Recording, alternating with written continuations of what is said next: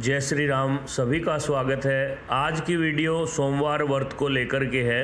सोमवार व्रत के बारे में विभिन्न प्रकार के मत समाज में हैं, परंतु वास्तव में 16 सोमवार के व्रत का अनेक स्थानों पर हमारे बुजुर्गों से परंपरागत व्रत का विधान चल रहा है। आज हम 16 सोमवार के व्रत की विधि कब से शुरू करें, कैसे करें, क्या खाएं क्या न खाएं, किन की पूजा करनी चाहिए, किस समय भोजन करें और किस प्रकार से उद्यापन हो, सारी बातें आपके बीच में शेयर करेंगे।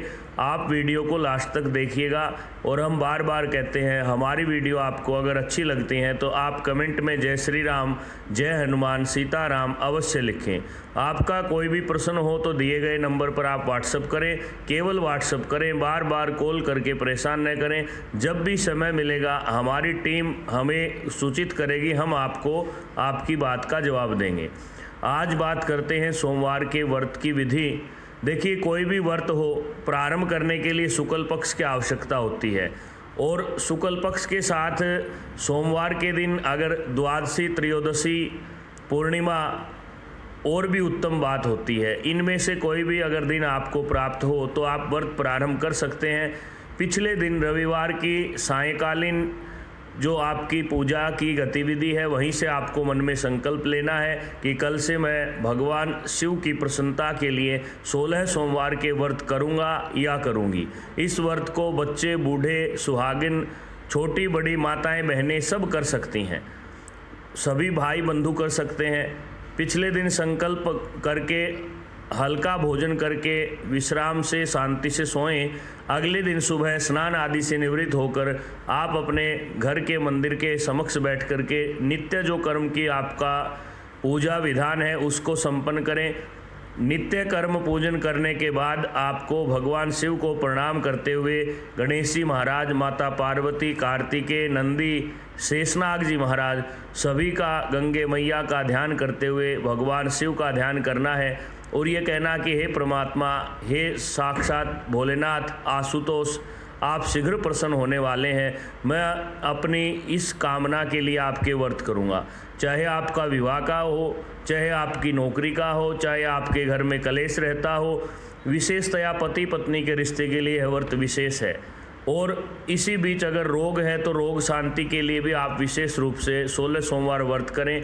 कुंडली में चंद्रमा खराब हो, किसी भी तरह से नीच राशि हो, कमजोर अंश का बैठा हो, तो भी आपको सोमवार के व्रत करने चाहिए।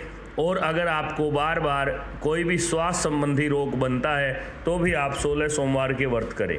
आप उस दिन भगवान भोलेनाथ के समक्ष बैठ करके श्रद्धा भक्ति से उनको प्रणाम करें और फिर पास में किसी भी प्रतिष्ठित मंदिर में जाएं। मंदिर की ख्याति भी होनी चाहिए, वहाँ पे शिव परिवार की स्थापना हो या शिवलिंग हो विशेष। अगर शिव परिवार बाहर मूर्ति के स्वरूप में है तो भी कोई दोष नहीं लगता।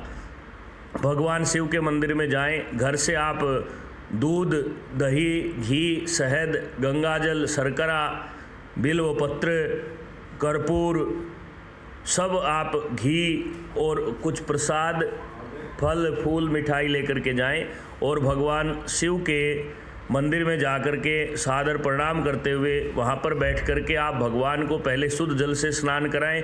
उसके बाद आप दूध से फिर शुद्ध स्नान, फिर दही से फिर शुद्ध स्नान, फिर घी से फिर शुद्ध स्नान करा करके भगवान को आप अच्छे से वहाँ पूरे शिवालय में सफाई करें और उसके बाद भगवान को आप चंदन लगाएं। चंदन मंदिर में उपलब्ध रहता है। उसके बाद बेलपत्र के चंदन लगाएं और वो चढ़ा दें। फिर त्रिपुंड आदि लगा करके भगवान का विविध प्रकार के पत्र पुष्प जो भी आपके पास उपलब्ध है सब चीज़ें लेकर के भगवान को समर्पित करें। उसके बाद शुद्ध स्नान कराते हुए भगवान को आप पूरे भाव से पूजन करें और उसके बाद कर्पूर जला करके कर्पूर निराजन करें। समय हो, मंदिर में भीड़ न हो तो आप पूरी आरती भी कर सकते हैं।